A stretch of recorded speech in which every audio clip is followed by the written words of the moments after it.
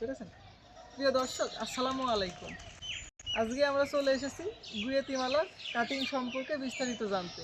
দেখতেই পাচ্ছেন দর্শক, আমার পিছনে দেখা যাচ্ছে মনে হচ্ছে যে আখের চারা দেওয়া হয়েছে। এটা কিন্তু গুয়েতিমালা ঘাসের কাটিং। আমি কিন্তু রাজবাড়ি থেকে এই কাটিংটা অর্ডার দিয়েছি। যে বায়োগ্যাস প্ল্যান্ট মানে বায়োগ্যাস নিয়ে যারা কাজ করে তাদের কাছ থেকে আমি এই মূলত কাটিংটা অর্ডার দিয়ে এলাম আজ থেকে 5 দিন আগে।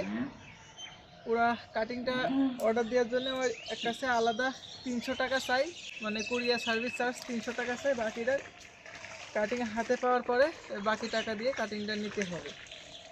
তো আমি 300 টাকা বুকিং দিয়ে কাটিংটা অর্ডার দিই। অর্ডার দেওয়ার পরে আমার বাকি টাকা কোরিয়ার সার্ভিস, সুন্দরবন কোরিয়ার সার্ভিসে দেওয়া লাগে। সেখান থেকে আমি বাকি টাকা দিয়ে আমি কাটিংটা নিয়ে আসি।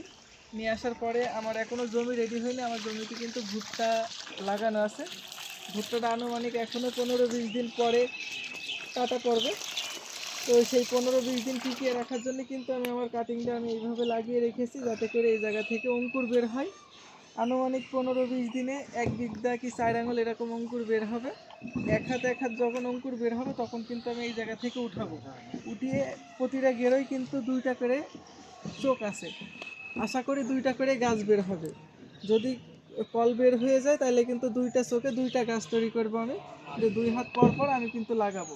মানে আমি যখন গাছটা দিয়ে চারা তৈরি করবো তখন দেখতে পাচ্ছেন এটা কিন্তু 2টা আছে, 2টা গেরো আছে। 2টা গেরোই কিন্তু আমি 2টা চারা তৈরি করব।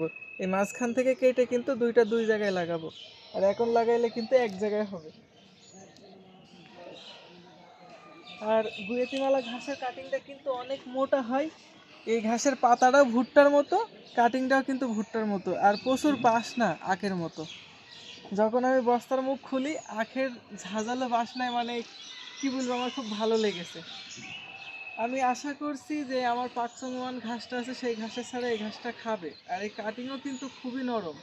পাকসং ওয়ান হাইব্রিড ঘাসের কাটিংও নরম, সেটা কিন্তু তারপরেও শক্ত কুঞ্চির মতো হয়ে যায়। আর এইটা কিন্তু মানে প্রচুর নরম।